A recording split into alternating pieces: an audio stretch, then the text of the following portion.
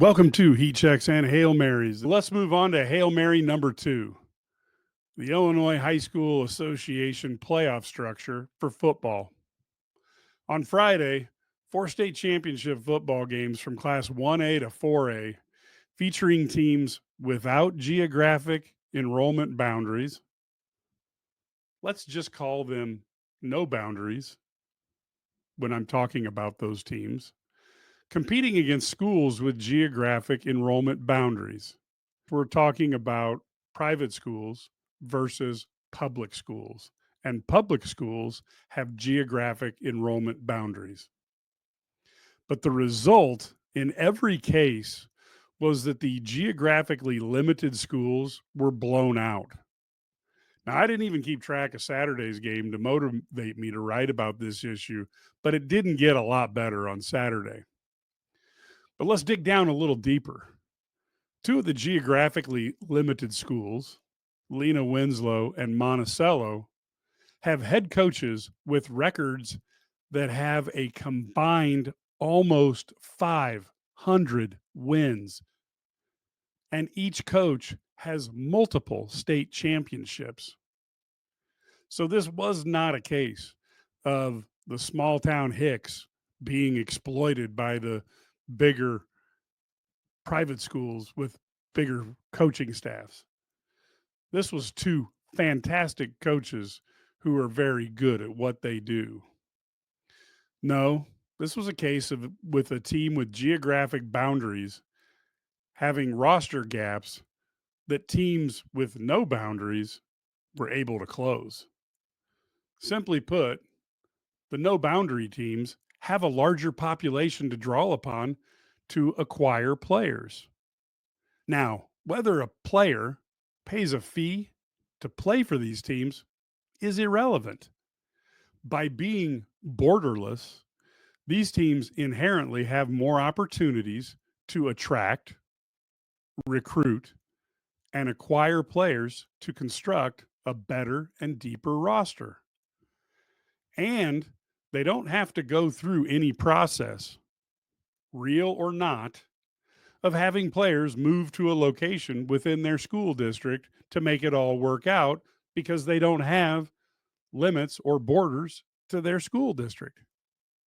For perspective, let's consider how much of a chance the Fighting Illini would have to beat Notre Dame if the Fighting Irish could recruit from the entire United States while Illinois could only draw from players hailing from the state of Illinois. As bad as the Illini have fared in the past against Notre Dame in football, does anyone like their chances in the scenario I just outlined? It would be even worse. And that's saying something. For the record, the Fighting Illini are 0-11-1 against Notre Dame, and the Illini have only scored in double digits 1 time. I am recommending looking at 4 alternatives to solve this issue equitably. Now, maybe one of these alternatives will trigger an even better idea from the minds of individuals who are smarter than I am. Maybe there's a way to merge a couple of these together to get a good idea. The fact of the matter is that there needs to be something done. This has drug on forever in the state of Illinois. And as I tweeted about it, I found multiple states where the same thing is happening, according to people who responded to my tweet. And all 4 of these proposals could be augmented by having a varsity player transfer review board.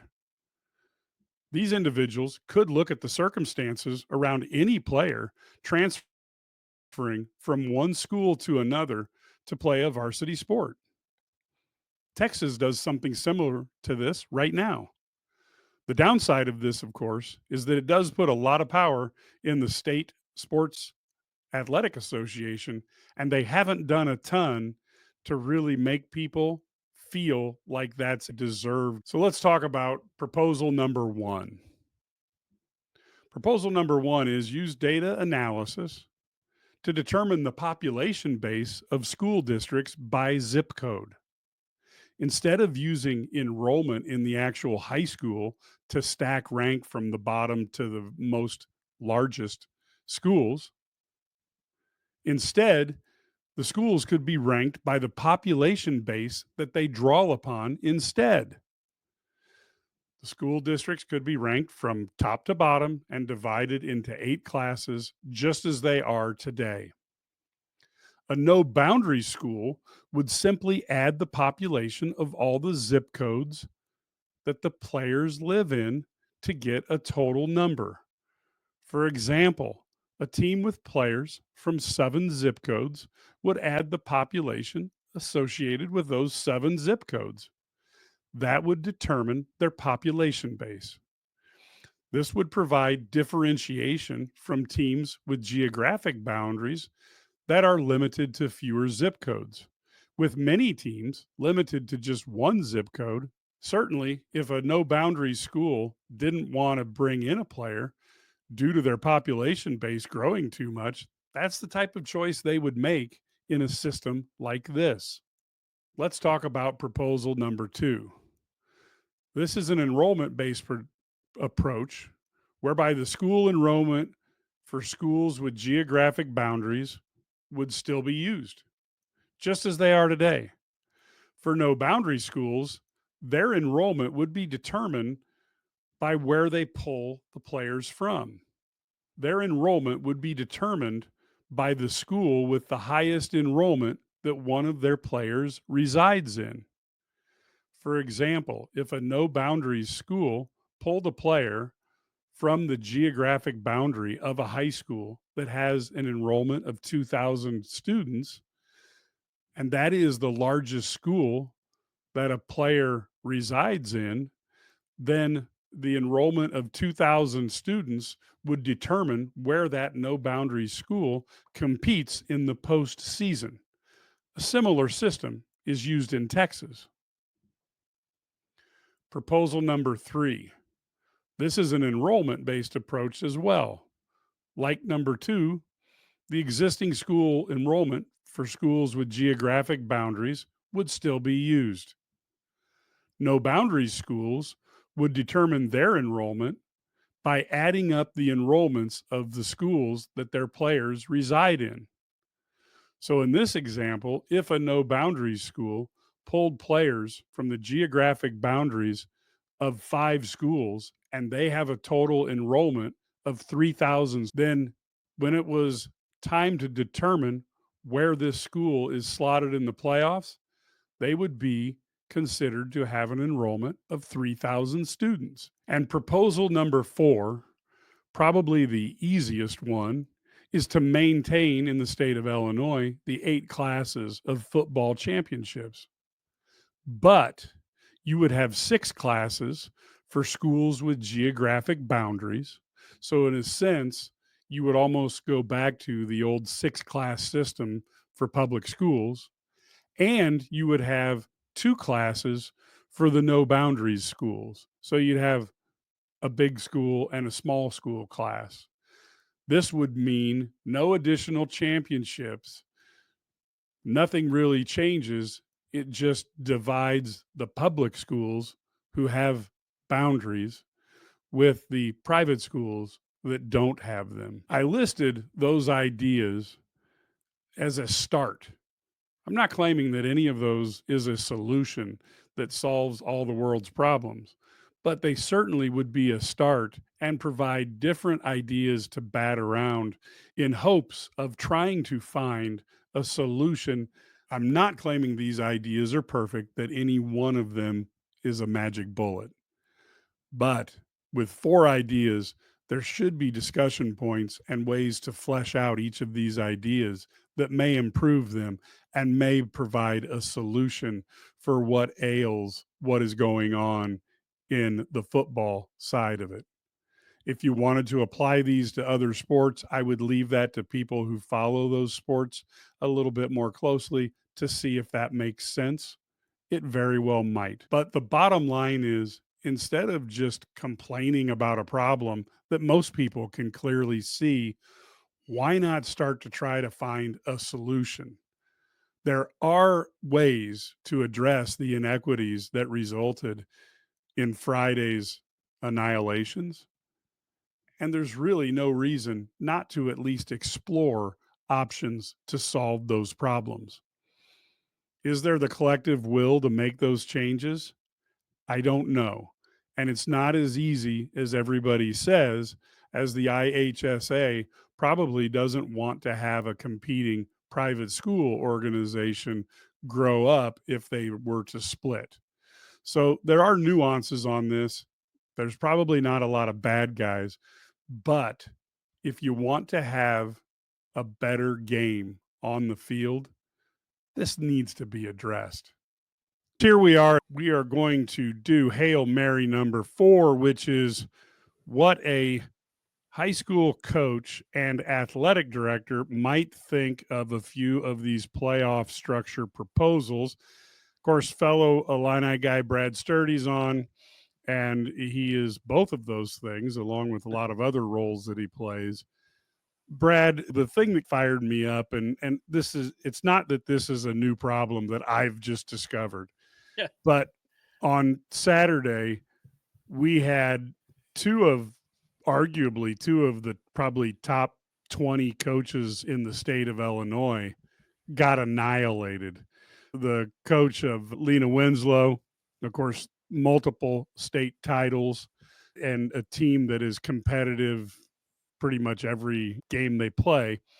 And then Monticello, which is Cully Welter, who's actually 2 years younger than me from Mahomet, who has multiple state titles, I think 4 maybe, and at multiple schools. Both those guys together, I think they're right at, if you add their wins together, they're both approaching 250 wins each. So this was not a fact that the 1A and 3A games were being out coached. So that was what made me get fired up about why we have schools that don't have boundaries playing against schools that are limited by geographic boundaries and thus population that they can pull from in these games. And boy, it was just a rugged day because it was 4-0 for those schools with no boundaries. Yeah, and then you look at the second day, right? 5A was both. You had 2 different places, and then 7A and 8A both went the way. You had 2 publics in 6A. East St. Louis, I guess they count. But so here's the deal with football: is one of those sports that almost all of these schools, even the ones who win a lot, they have a lot of. There's a lot of recruiting that goes on, a lot of behind the scenes stuff that happens. So it's clear that it's not an equitable playing setup. What I don't understand is the IHSA implemented the multiplier effect years ago of a 1.65 times the enrollment, but they give everybody waivers. So it's pointless unless you meet a certain standard of winning. You don't have to use the waiver. So so I don't know. It's just bizarre what the point is, but it doesn't make a lot of sense to keep doing the things the way they're doing it. So they need to come up with a better system. There are a few different options out there, but yeah, you've got some here. So let's hear. The first one was instead of using enrollments, use population to determine the playoff classes. Both the schools that have no boundaries, i.e., the private, and the schools that have boundaries use the zip codes of where their players live, and you take the population of those zip codes and you add them up, and that gets you the total populations. If, for example, you have a team that is from a town with one zip code and they may have 3,000 people to draw from, and if you have somebody who has people from 7 different zip codes, you would need to add those zip codes up to see what their total population is. And then you would just stack all the teams that are eligible for the playoffs, and the ones with the whatever it is 64 biggest populations are 8A, and the 64 lowest are 1A. And that means that if you have a fullback who's coming from 2 hours away from a big city, then that's going to add to the population, and you can stack a team but you also might find yourself looking across the way at a team like Normal Community if you're in Central Illinois in 7A, or one of the big schools up in Chicago in 8A if you drew from enough zip codes. Yeah, it's interesting. The Sangamo Conference actually had a proposal that wasn't completely dissimilar to this, although it would basically take the average of the schools that are in your district, that's in the area or whatever. The problem is that it killed the small private schools, like the private schools with 100 kids. Let's say there are two private schools. I'll give you an example in Springfield that have one has just under 100, one has around 100 and I don't know 60 or whatever. They would be 4A with 160 kids. It wouldn't affect football, but so if you make this football specific, that actually changes it a little bit. And maybe that's where the next thing where they need to do is because these schools, like in volleyball, they'd be 4A. In baseball, they'd be 4A, despite the fact they have 150 kids versus a team that has 1,500 or 2,000 or whatever in their high school. So that was the one problem they had with that proposal. It really hammered those schools. But if none of those schools of 100 kids have football, or if they Yeah. do, they co-op, and then you got to decide, okay, do we really want to co-op? So if you make it football specific, it can change things. But I think that there has to be something done. But that would be my hesitation on that one. Proposal 2 is one that's done very similarly down here in Texas. If you have a no boundary school, the zip code of your players, whichever player lives in a zip code with the biggest school, that becomes your enrollment. Let's say Bloomington Central Catholic. If you had a player that could have went to Normal Community, which is the biggest school in that area, Central Catholic would be 7A. That would be a brutal way of doing it for some schools. Although there were years, now not very recently, but there were years where Bloomington Central Catholic, when I was growing up in the 80s, they were a machine with John McIntyre, and they did have some of the best players from Bloomington and Normal Community and other areas, schools. And I would assume Sacred Heart Griffin probably has quite a few kids from around the Springfield area as well. Yeah, that's definitely the case. So you'd move those schools up. It's a similar proposal in that regard. You take a Roland Large school. How about this? I said this one time. Why don't we take the private schools and every school you pull from? So the weird part about it, think about this. If you co-op with the school and you have one kid that plays from that school, you have to count every kid that goes to that school. Yes. But if you take a kid from a school at a private school, he counts as one kid. So I'm going to change this for all sports. Make it when you co-op, you just you got your school plus however many kids come from that school to play at your sport. That would change things a lot, wouldn't it? So that would be another way to do this. I don't know. It seems like this one is probably going to be tough again because of the way it would hammer a school. Like if you are in Bloomington Central Catholic, or if you're a Lutheran, Springfield Calvary, Champaign, St. Thomas More, and you have to be like a 7 or 8A school just because you got a kid from there. So it'd be tough. Now, the third one's even tougher. This is the one that's probably the least likely. This is where you just cumulative if you got kids from 7 different schools, you add up all their enrollment, and that's where you end up at that cumulative. Yeah. So that one, I don't think that one has a no starter. Is there an idea to average that then? That's another one. You could certainly average, which would be very similar to picking the largest one, but yeah. Yeah. So the average, maybe throw out the smallest and the largest and average then. I don't know. And then that would be interesting, but it would be closer. But I think your proposal 4 is the one that probably makes the most sense out of these 4. Yes, and so for me, separate them, and you have the no boundaries schools, and you have the public schools with boundaries.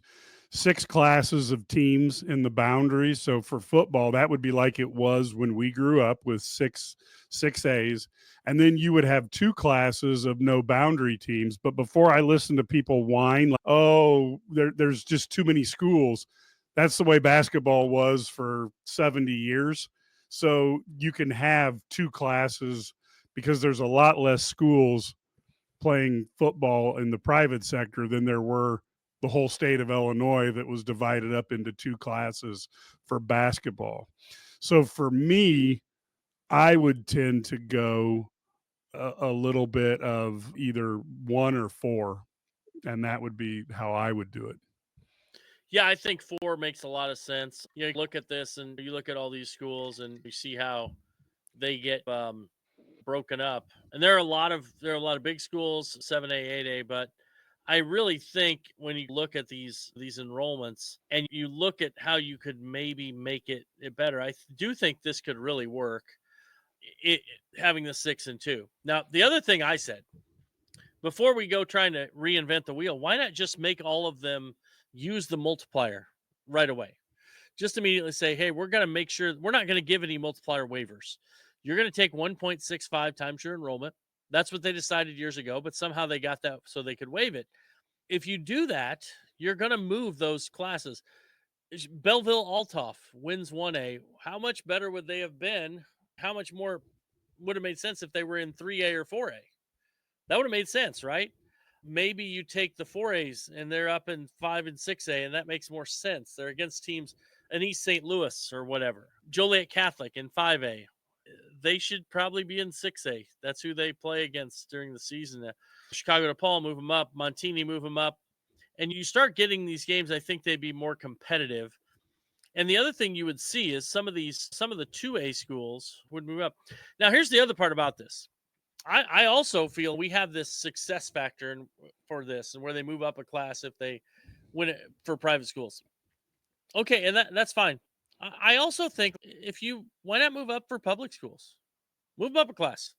You win, move up a class. At the end of the day, we have put too much on winning and not on competing against the best teams. Like our school, where I coach at, we're 2A in softball. So we had to obviously 2A in softball is really good. Has really good competition.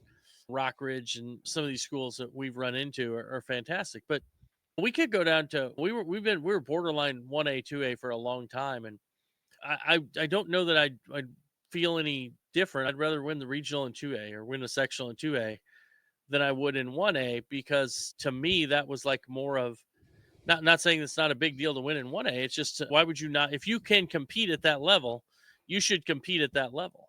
You know what I mean? And it's not always about winning. I think sometimes it's all about winning for these guys. It's, oh, we won this. Well, step up. Let's play the next class up and see what we can do. If we're 4A, we win it in 4A. Let's try 5A. Let's see what we can do. Because Well, it's the same programs year after year. It seems like if you had the teams bracketed properly, the multipliers would be less important. And so I don't know. I can see why the IHSA is hesitant to split them because Yeah. they don't want a private school a PIHSA that would be formed to run those. And I can see where they would be like, we don't want I'm that pretty sure competition. they think that would happen. You know what I mean? I'm pretty sure they feel like the private schools would just form their own. Yeah, which is why they probably haven't split them off. But At here's the some thing: point, all this would take right here, right now. I think there's enough just craziness. If you had one corporate sponsor, let's say, and they sponsor, I guess, isn't Country Companies the big sponsor for the IHSA and all their basketball stuff? a lot of it, yep. So State Farm should just come in and say, you know what? We're going to buy out and we're going to have the basketball tournament. We're going to have it. We're going to host it. We're going to run it with all public schools. And just the public schools just go here and say that would take the cash cow away from the IHSA. They could sponsor the football, they could sponsor it, whatever, and they could host it at a different stadium, and you could do it, and they could get it done right away. And I think the only thing it would do is make the IHSA realize that they need to change. And right now they don't think they need to change because they have money and they make money, and so it's all good. And really, that's what it's all about, even though it probably should be more about finding a competitive balance, which I definitely don't see from the IHSA. Especially with you look at the 1A game, and you look at Lena Winslow as a team that can generally play with anybody, and they look like a junior high team out there, and that's when people get hurt. And that's, again, there are years that you run into super teams, and Lena's given their share of butt kickings to people, but not at not quite what we saw across the board on this last weekend. And there have been other years. I didn't want to go into too much detail on it, but there have been other seasons, other years that you saw that where you just had a lot of those teams win state titles. It's just, it was very rarely do you see the public schools who are so good over a period of time, like what Cully Welter has done wherever he's been, whether it's been in Aledo or Monticello, or what's being done down in Lena Winslow. And those guys, they look like they got annihilated. Yeah, the weird part about it is for me is Belleville Altoff. Rochester was 4A, and they used to play Belleville Altoff constantly in the playoffs. That was like the big game, and they continue to build a legacy. And now Altoff's in 1A. That just makes no sense. At some point, common sense should rule, but we always back ourselves in a corner where common sense can't rule. You know, And the Altoff playing against somebody up in 4A probably would have been a fantastic game. Yeah. And those guys, it would have been a heck of a lot prouder of a medal that they've got from that. I used to feel for the kids at Pontiac. They had some incredible teams under Peterson, and they were just really good for a single city. And then they'd go have to play Joliet Catholic, and they would play them close, which was amazing. They'd play them to one score with guys like the Buccaneers, Mike Allstott, but they just couldn't get over the hump. And you're thinking that those 4A Pontiac teams may have been some of the best single town teams, but they never got there because they had to go play against Chicago's Suburban All-Star team. Yeah, it's tough. And that's a different animal, right? There's a different animal when you play a Chicago Suburban All-Star team, basically, that can recruit and bring players in. The other thing I'd love to see take away, you want to have the multiplier, don't give any scholarships. Don't give any of these kids scholarships to these private schools. And people say, we don't give athletic scholarships. They do. And stop with don't lie. We all know it happens. I was talking to this kid. I was like, I knew the family, and I was talking to a kid, and I won't say who it was, but I said, how do you guys afford to this? I know you guys were talking tight because they had played in an organization and all this stuff. And I know times are just tough for you. Well, we don't pay anything. It's $10,000 a year private school. They don't pay anything. So don't tell me that there aren't scholarships. Is it need based? Just so happens the need based scholarships go to kids who happen to be really athletic. Right. So just coincidence. Well, yeah, they need it. But you didn't say whether it was the school or the family. Yeah. I guess both needed it. Folks, that was Brad Sturdy. Obviously, I wanted to get some feedback on this. This will be fun. We'll put it out there for people to take a look at. And we saw I started a mini storm on Twitter this weekend by getting frustrated by some of the games. And I just think that if they had 4 or 5 proposals and you get some smart people in a room, they can figure out tweaks and maybe a whole new idea that this would lead to them thinking of that would allow for a better result and be better for the kids involved. I know it's crazy to talk about the kids involved, but maybe it would be good for them too. Yep. So with that, folks, we will let you go. Thanks to Brad Sturdy, and thank you for watching. Until next week, keep moving forward.